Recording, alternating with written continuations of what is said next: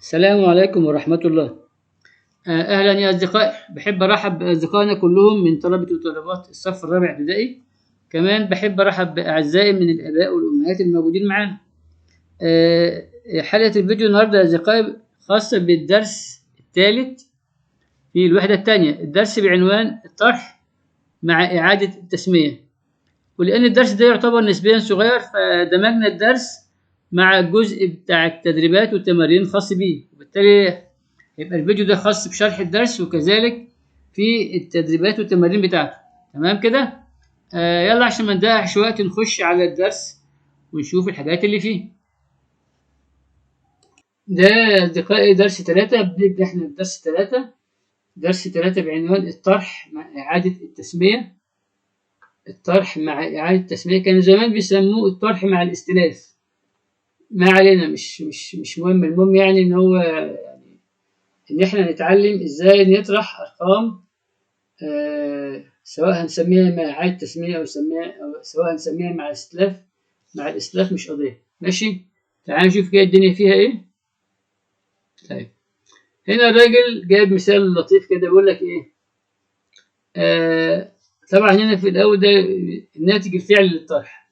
ماشي؟ مديني مثال عليه. بيقول لك إيه: مستعمرة من النمل يوجد بها 9264 نملة، منها عدد 6475 من الذكور والباقي من الإناث. كم عدد الإناث الموجودين في المستعمرة؟ طيب، هو مديك العدد الإجمالي ومديك عدد الذكور وعايز عدد الإناث. هنعمل إيه؟ هنطرح عدد الذكور من العدد الأول الإجمالي بتاع الإيه؟ النمل اللي موجود في المستعمرة. بسيطة كده. يبقى 9264 ناقص 6475. طيب، لما أجي أنا أطرح فور 4، لما أجي أطرح 4 ناقص 5، هل ينفع 4 ناقص 5؟ لا، مش ينفع 4 ناقص 5. فنعمل إيه؟ نجيب لها واحد. نجيب لها واحد منين؟ استلفناها من اللي جنبها ده، استلفناها من الست. وبالتالي الستة دي بعد ما استلفنا منها واحد بقت كام؟ بقت 5. عشان ما ننساش، بس الستة دي بقت 5. ماشي؟ طيب، الأربعة دي بقت 14. 14 ناقص 5 يساوي 9. مظبوط؟ نحط التسعة هنا. أدي التسعة. ماشي؟ ونروح على اللي بعدها. 5 دي ناقص 7، مش دي بقت 5؟ أدي 5 ناقص 7. ينفع؟ لا، ما ينفعش. خدنا لها واحد من اللي جنبها. صح؟ استلفنا لها واحد من اللي جنبها. اللي جنبها 2 بقت كام؟ بعد ما نستلف لها واحد هتبقى الاتنين دي بقت 1. ماشي؟ 15 دي ناقص 7 ينفع؟ ينفع. 15 ناقص 7 يساوي 8. حط 8. ماشي؟ طيب، وهنا 1. 2 دي بقت 1. 1 ناقص 4. ادي الواحد ناقص 4. ينفع 1 ناقص 4؟ لا، ما ينفعش. خدنا لها واحد من اللي جنبها. خدنا لها واحد من اللي جنبها اللي هي 9. 9 دي بقت كام؟ بقت 8. عشان ما ننساش، بس نكتبها كده عشان ما ننساش. كده بقت دي 11. 11 ناقص 4 7. ادي نحط ال7. ماشي؟ تمام كده؟ تمام. طيب، الأخيرة بقت 9 دي بقت 8. 8 ناقص 6 يساوي كام؟ يساوي 2. ادي ال2. ماشي يا أصدقائي؟ يبقى أنا كده طول ما أنا بمشي كده، لما الاقي ان هي ما تنفعش بستلف لها واحد من اللي جنبها. يعني 4 ما ينفعش نطرح منها 5. قلت 4 ناقص 5 ما ينفعش، فنجيب واحد. 14 ناقص 5 كده تنفع. نفس القصة. ال5 دي قلنا ما تنفعش، قلنا ناخد لها واحد من اللي جنبها. 15 ناقص 1 ناقص 7 بقت 8. والواحد دي برضو ما ينفعش اطرح منه 4. ما ينفعش اقول 1 ناقص 4، لكن ينفع اقول 11 ناقص 4. كل مرة بستلف اخد بالي ان انا اعدل الرقم اللي انا بستلف منه. يعني لما ال6 دي خدت منها 1 بقت 5. لما ال2 دي خدت منها 1 قلت بقى اصبحت بقى 1. لما ال9 دي خدت منها 1 بقت 8. فما انساش ان انا احط القيمه الجديده على الرقم اللي فوق، عشان لما اجي بعد كده اطرح منه بعد ايه؟ بعد التعديل. لكن ما اطرحش الرقم وانسى ان هو اتاخد منه 1. ماشي كده يا شباب؟ تمام كده؟ تمام. طيب، في الجزء اللي فات يا اصدقائي احنا شفنا الناتج الفعلي للطرح. في الجزء ده هنتكلم على الناتج التقريبي للطرح. الراجل ده نفس المثال. قال لك مستعمرة من النمل برضه يوجد بها كذا نملة، 9200 وحاجة نملة، منها 6400 وحاجة من الذكور. والباقي من الإناث. كم عدد الإناث الموجودين بالمستعمرة مقرب إلى أقرب 100. هنا بقى مش عايز الرقم الفعلي، هو هنا عايز الرقم هو إيه؟ هو مقرب. فالرقم الفعلي هو مش عايز، هو عايز الرقم الإناث أو الإناث يعني بعد ما يتقرب. طيب لما يجي يقول لي مقرب أنا ما بجيبش الناتج. لما أجيب الناتج أقربه أنا بقرب الرقم الأولاني وبقرب الرقم الثاني، وبعد كده بطرح بينهم، بطرح ده من ده واجيب بعد كده رقم بعد التقريب. فاحنا كنا بنقرب ازاي؟ حد يفكرني كده؟ كنا بنحط مربع كده حوالين خانة خانة المئات، وشوف الرقم اللي جنبها، هل الرقم ده رقم غني؟ هل الستة ده رقم غني؟ رقم غني، فيديها واحد، دي واحد صح؟ فتبقى الاتنين دي تلاتة، والستة والأربعة تتحول للزيرو، فتبقى تسعة. تبقى كده تسعة تلاتة، يبقى التلاتة وهنا زيرو وزيرو، أي تسعة تلاتة زيرو زيرو. ماشي؟ نشوف الرقم اللي بعدها اللي هو 6000 وشوية ده، برضو هنحول على خانة المئات ونشوف الرقم اللي جنبها هل هو رقم غني؟ 7 ده رقم غني؟ 7 رقم غني، لأن احنا عارفين الأرقام الغنية اللي هي 5 6 7 8 9. فطالما رقم غني هيدي واحد للأربعة، هتبقى الأربعة دي هتبقى 5، فينزل بقى 6 5 0 0، لأن الأربعة دي بقت 5، ف6 5 0 0. ليه 0 0؟ لأن ده بيتحول ل 0 0 خلاص، احنا بنحول إيه؟ بنقرب لميات، فيبقى 6 5 0 0. أدي 6 5 6 5 0 0. طب تعالى بقى نطرح ده ناقص ده. صفر ناقص صفر هو الصفر، صفر ناقص صفر هو الصفر. 3 ناقص 5 ما ينفعش، ناخد واحد من جنبها تبقى 13 ناقص 13 ناقص إيه؟ والتسعة طبعا خدنا منها واحد بقى 8. 13 ناقص 5 فيها كام؟ فيها 8. تمام؟ ودي بقت 8.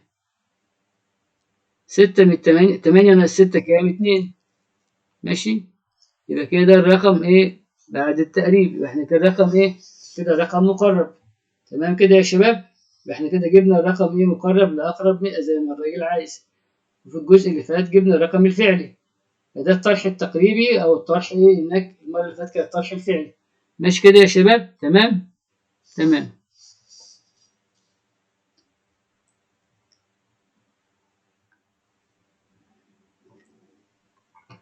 الجزء ده يا أصدقائي بيتكلم على بعض الكلمات المهمة اللي هي غالبا بتيجي في المسائل الكلامية.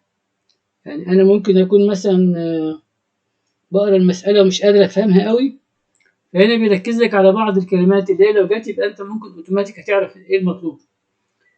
لما يقول لك اوجد الفرق أو احسب الفرق بين كذا وكذا، فأنت أوتوماتيك لو ما كنتش فاهم تفاصيل المسألة بالظبط ولقيت كلمة الفرق دي، فده معناه إن أنت هتطرح العدد الصغير من العدد الكبير. أو لو قال لك مثلا اوجد الباقي أو المتبقي، أو احسب الباقي أو احسب المتبقي، أو أقول لك مثلا احسب ما كان يجب عليه أن يدفعه أو ما كان من المفترض عليه أن يدفعه. كل الكلمات دي من الكلمات المهمة اللي أنت ممكن ببساطة يعني تفهم المطلوب إيه، حتى لو ما فهمتش بالظبط المثال اللي هو الراجل كان كاتبه. ماشي؟ فقلنا الكلمات دي من الكلمات المهمة اللي احنا المفروض برضو نوضحها لأصدقائنا بحيث هتساعدهم في حل المسائل. ماشي؟ الأربع كلمات دول أو الأربع حاجات دول ما بيجوش إلا في الطرح. كلمة الفرق أو الباقي أو المتبقي أو ما تبقى، ماشي، أو ما يجب أن أو من المفترض أن، دول ما بيجوش إلا في مسائل الطرح. الأخرانيين دول ممكن يجوا أحيانا في مسائل الطرح وممكن يجوا في مسائل الجمع. وبالتالي احنا بنركز على الأربعة اللي فوق دول. الأربعة فوق دول لو أنت جالك واحدة منهم في المسألة الكلامية ده معناه أن أنت تطرح الرقمين الموجودين من بعض. ماشي كده يا شباب؟ تمام كده؟ تمام. ده يا أصدقائي الجزء الأول من الدرس الثالث، الطرح مع إعادة تسمية العنوان المكتوب في كتاب المدرسة. طيب بيقول لك الراجل حل المسائل الآتية ثم احسب الناتج الأقرب 100 أو 1000 كما هو مبين. طيب 93 ناقص 45، لو جيت أحلها كده 3 ناقص 5 ما ينفعش، يبقى دي 13. 5 من 13 تبقى 8، اللي بعدها دي اتحولت ل8 خدنا منها 1 يبقى 5 من 8 5 من 8 كام؟ 4 من 8 4 ماشي. حد يقول أنا بتلخبط من الحاجات دي فتعالى نعملها تحت 993 ناقص 45 5 من 13 3 ناقص 5 مينفعش ناخد من 1 تبقى 13 وتبقى دي 8 يبقى 5 من 13 8 و4 من 8 4 48 مظبوط كده مظبوط. طيب طب لو حبينا نقرب لأقرب 100 93 دي هتبقى 100 طبعا احنا عارفين ليه شرحنا قبل كده. واحد يقول لي مش فاهم ليه بقت 100 اقول له ادي 9 وادي 3 احنا بنقرب لأقرب 100 فين اللي في خانة ال100 مفيش حاجة في خانة ال100 فنحط صفر نروح مربع حوالين الصفر دوت ونشوف الرقم اللي على يمينه هل الرقم ده رقم غني 9 ده رقم غني رقم غني فيروح مدي 1 هنا لما يدي 1 دوت هتبقى دي 100 ماشي كده يا شباب تمام. تمام 45 لما نيجي نضربها تبقى صفر يبقى 100 ناقص صفر يساوي كام؟ يساوي 100 ماشي يبقى كده ألف خلصت ماشي.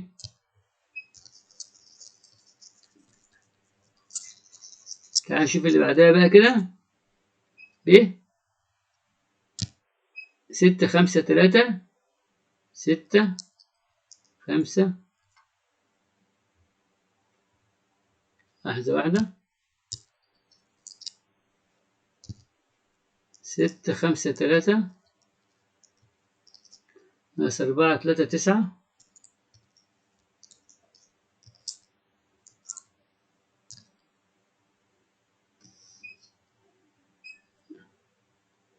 اكتبها في حتة تانية أحسن من دي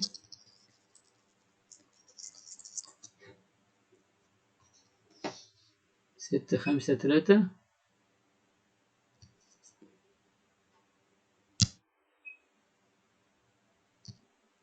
6 5 3 ناقص 4 3 9 4 3 9 3 ناقص 9 مينفعش ناخد 1 تبقى 13 وتبقى دي 4 9 من 13 ناقص 9 4 ودي 4 ناقص 3 1 دي لسه زي ما هي 6 ناقص 4 2 214 يبقى دي 214 ماشي.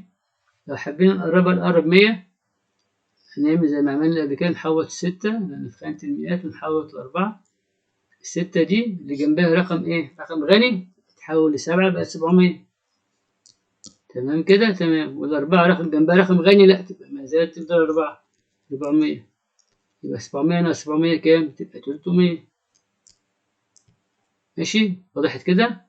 5 رقم غني ديت فاديت إيه 1 لل6 بقت 7 بعد كده اتحولت لصفر صفر بقت 700 و4 دي اللي جنبها رقم 3 رقم في إيه ففضلت 4 وبرضه الرقمين دول اتحولوا صفرين بقى 400 يبقى 700 ناقص 700 تمام كده يا شباب؟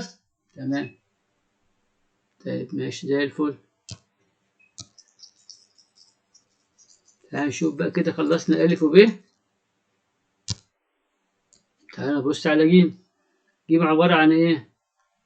7 3 5 7 7 3 5 7 ناقص 4 7 2 4 7 9 2 تعالوا بقى نطرح 7 ناقص 2 5 5 ناقص 9 مينفعش ناخد 1 من 3 تبقى 2 دي 15 ناقص 9 يبقى 6 و3 دي بقى 2 2 ناقص 7 مينفعش يبقى ناخد 1 من اللي جنبها تبقى 6 دي تبقى 2 يبقى 12 ناقص 7 5 والستة دي الأخيرة دي كانت 7 بقت 6 6 ناقص 4 2 2565 2565 طب تعالوا كده لو قربنا لأقرب 1000 فين اللي في 1000 السبعة دي في 1000 وهنا اللي في 1000 الأربعة دي في 1000 واحد بيقول احنا بنقربها لأقرب 100 لأقرب 1000 أقول لا المجموعة اللي على اليمين دي كانت لأقرب 100 والمجموعة اللي على الشمال لأقرب 1000 تمام. طب اللي جنب السبعة ده رقم غني ولا رقم فقير؟ لا رقم فقير هتبقى السبعة هتفضل زي ما هي 7 بعد كده 3 صفار 3 صفار ليه؟ لأن كل ده بيتحول لصفار. طب الأربعة اللي جنبها رقم غني السبعة دي ولا رقم فقير؟ ده رقم غني الأربعة دي هتبقى إيه؟ هتبقى 5 هتبقى 5 وجنبها 3 أصفار، يبقى 7000 ناقص 5000 يساوي 2000. ماشي يا شباب، وضحت كده؟ تمام؟ تمام. تعال نشوف اللي بعدها. نمسح الحاجات دي عشان نوسع مكان.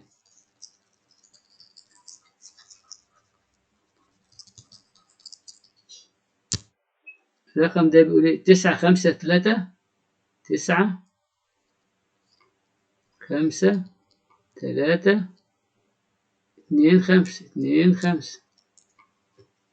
ناقص 4 6 8 4 6 8 9 2 9 2 5 ناقص 2 3 2 ناقص 9 ما ينفعش، ناخد واحد من جنبها تبقى 2، ودي بتبقى 12 ناقص 9 3، دي 2 ناقص 8 ما ينفعش، ناخد واحد من جنبها تبقى 4، تبقى دي 12 ناقص 8 4. ماشي. 4 ناقص 6 ما ينفعش، ناخد واحد من اللي جنبها تبقى 8 بدل 9، والأربعة دي تبقى 14 ناقص 6 8. ماشي. وبعد كده اللي في الآخر بقت 8 ناقص 4 تبقى 4، يبقى ده الرقم بتاعها 4 8 4 3 3. ماشي. 48433. ماشي. تمام كده يا شباب؟ تمام. نمسح حتة بس عشان نشتغل في الجزء الأخير ده. نمسح الجزء ده.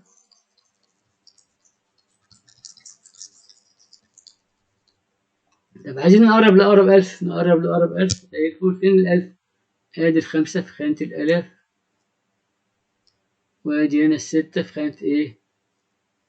خانة ألف. طب الخمسة اللي جنبها رقم غني ولا رقم فقير؟ لا ده رقم فقير، التلاتة رقم فقير. الخمسة تفضل زي ما هي، يبقى 9 5 بعد كده 0 0 0 3 أصفار ناقص الأربعة ده اللي جنبها رقم غني ولا رقم فقير؟ لا مش الأربعة، الستة الرقم اللي جنب 6، لأن احنا قلنا الستة دي اللي في خانة الآلاف، يبقى التمانية دي رقم غني ولا رقم غني؟ هنخلي الستة دي 7، هتبقى بدل 46 تبقى 47 وبعد كده 3 أصفار. ماشي. يبقى 95000 ناقص كام؟ ناقص 47000. 95 ناقص 47 يبقى 95000 ناقص 47000. ماشي. اكتبها كده عشان الناس برضو ما تتلخبطش. 95000 ناقص 47000. التلات صفار ينزلوا عادي. 7 ناقص 5 ناقص 7 ما ينفعش، تاخد واحد من اللي جنبها دي بقت 8، والخمسة دي تبقى 15 ناقص 7 8، و4 ناقص 8 ناقص 4 4، يبقى هي كام؟ 48000. دي يساوي 48000 000. ماشي كده؟ يبقى دي اللي هي الرقم الفعلي كان مقرب بدون تقريب، ده الرقم الفعلي، وده الرقم بعد التقريب اللي هي 84000. تمام كده يا شباب؟ وضحت كده؟ فاحنا كده بنتدرب على ازاي نطرح، وفي نفس الوقت بنتدرب على ازاي ان احنا نطرح طرح تقريبي، طرح فعلي وطرح تقريبي. زي ما قلنا الطرح الفعلي بالارقام نفسها، والطرح التقريبي انا بقرب الرقم الاولاني بقرب الرقم التاني وبعد كده اطرحهم من بعض. وضحت كده يا شباب؟ تمام. تمام. ده الجزء الثاني التقائي من الدرس الثالث، درس الطرح، طرح مع إعادة التسمية. بيقول لك إيه الراجل رانيا، مثال كده جايبينه ظريف. رانيا لديها مبلغ 9345 جنيه، اشترت موبايل بقيمة 5763 جنيه. ما هو المبلغ المتبقي معها فعليا؟ ثم احسب المبلغ المتبقي مقربا إلى أقرب 100. خلي بالك كلمة المتبقي دي احنا قلنا الباقي أو المتبقي دي من كلمات الإيه المهمة في إيه؟ أول ما تجيلنا في مسألة نبقى عارفين إن في إيه عملية طرح. ماشي؟ هو عايز المبلغ فعليا والمبلغ المقرب لأقرب 100. طب تعالى نحسب كده. أول حاجة المبلغ فعليا 9345 9345 ناقص 5763.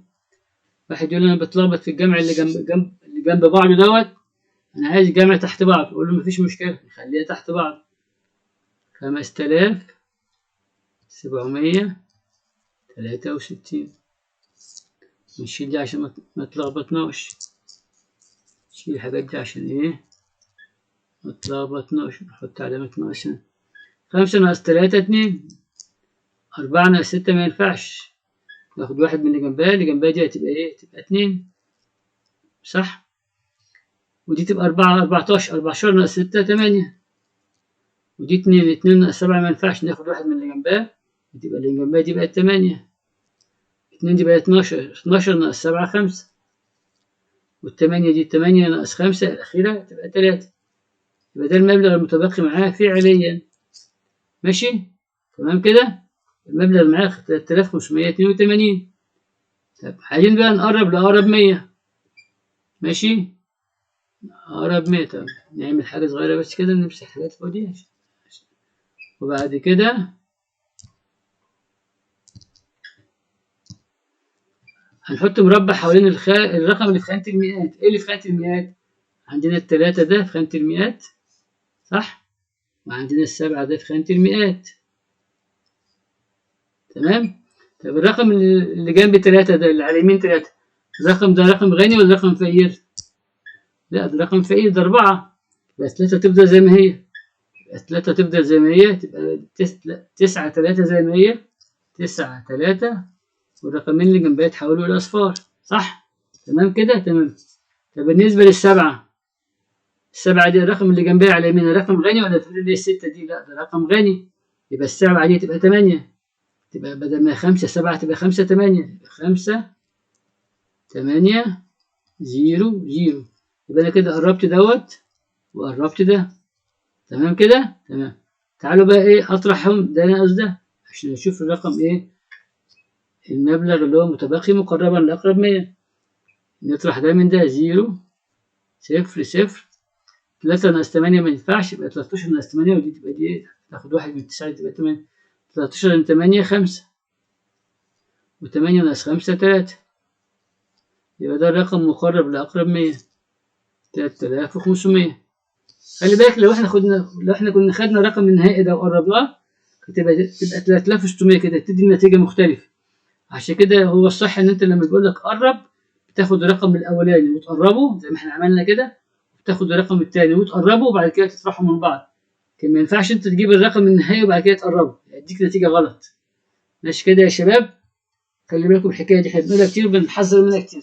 دايما لما بيطلب منك تقريب بتاخد الرقم الاولاني وتقربه والرقم الثاني وتقربه وبعد كده تطرحهم من بعض فيديك الرقم اللي انت عايزه او الناتج اللي انت عايزه مقرب. الاقرب ايه؟ الاقرب 100 زي ما الراجل كان طالب. تمام كده يا شباب؟ وضحت كده؟ تمام. ده أصدقاء الجزء الثالث والأخير من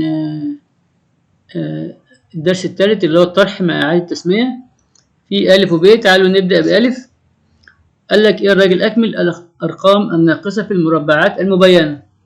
هنحط الأرقام الناقصة في المربعات دي مسألة طرح عادية. هنا بيقول لك 5 ناقص نقط نقط حاجة في المربع ده لسه ما نعرفهاش يساوي 3.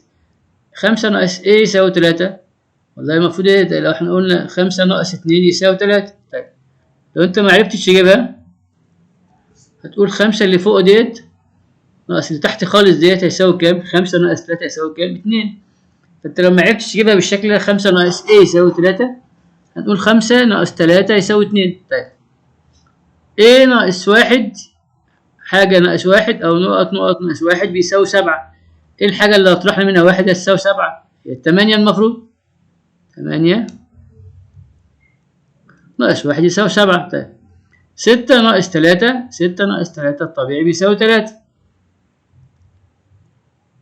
6 ناقص 3 يساوي 3. 9 ناقص نقط نقط يساوي 4. 9 ناقص إيه يساوي 4. 9 ناقص 5.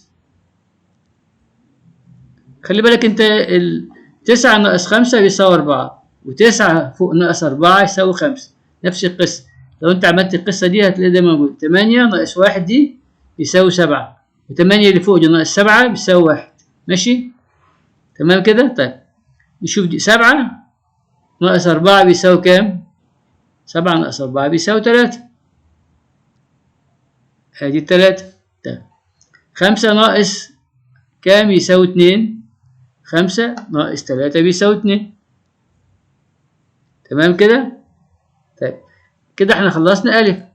ألف دي تعتبر يعني سهلة شوية، التانية يمكن تكون أصعب شوية. طيب تعالوا نشوف ب. ب شوية زي ما قلنا أصعب سنة، محتاجة تركيز أكتر. طيب 4 ناقص نقط بيساوي 8. 4 ناقص حاجة هنا بيساوي 8. هو ينفع لو أنا طرحت حاجة من 4 يبقى الناتج 8؟ 4 دي رقم صغير و8 رقم كبير، إزاي لما أطرح من 4 حاجة تديني 8؟ كلام مش منطقي. طب الأربعة دي أكيد مش 4، أكيد الأربعة دي هي غالبا كانت 14، كان في واحد هنا تقريبا صح؟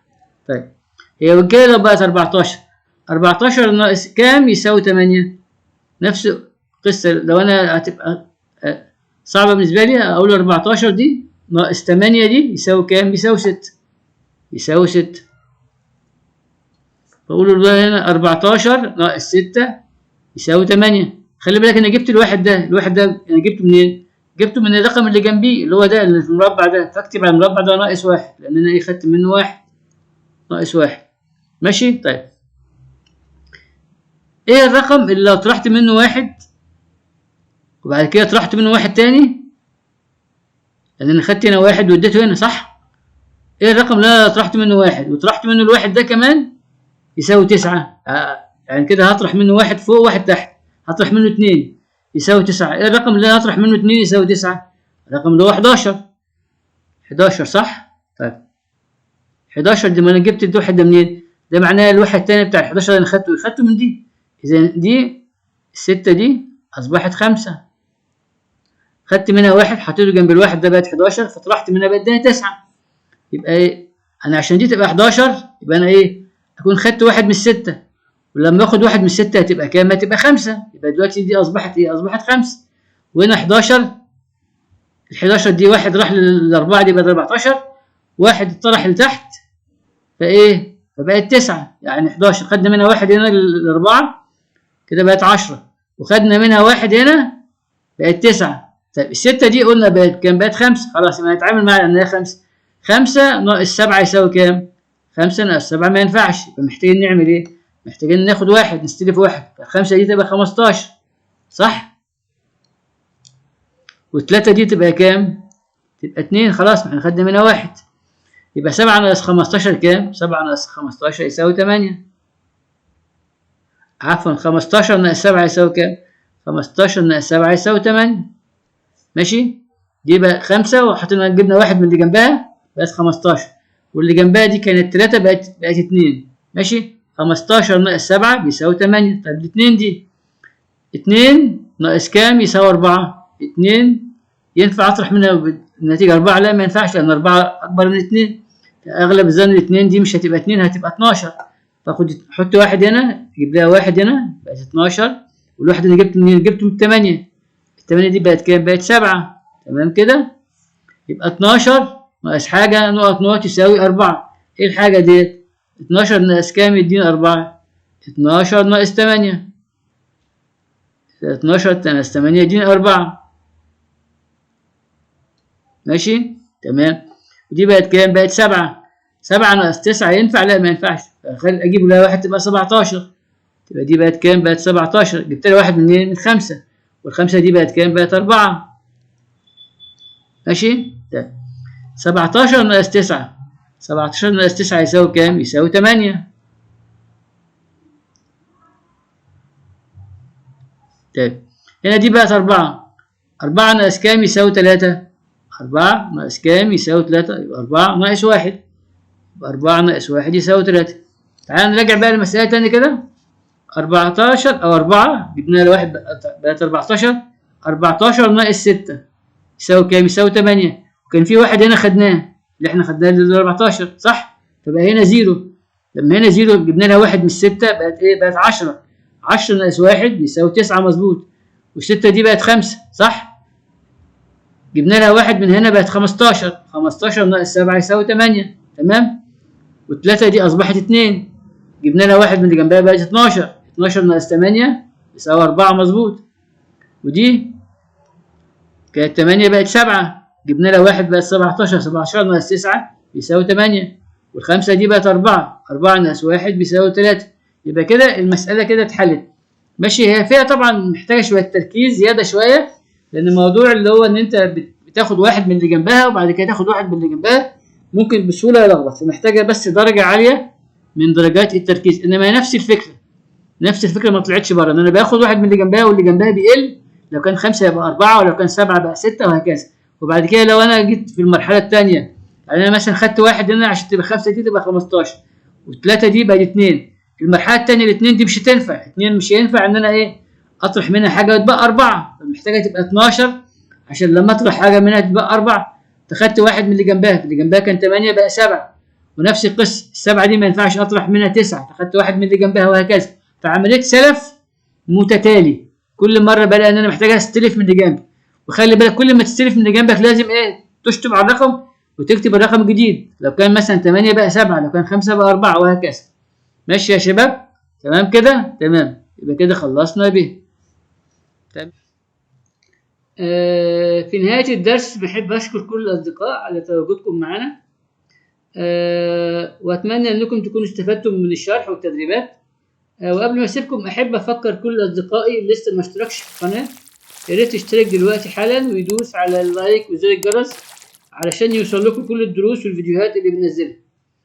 أحب أشكركم مرة تانية وأقول لكم إلى اللقاء في الدرس القادم.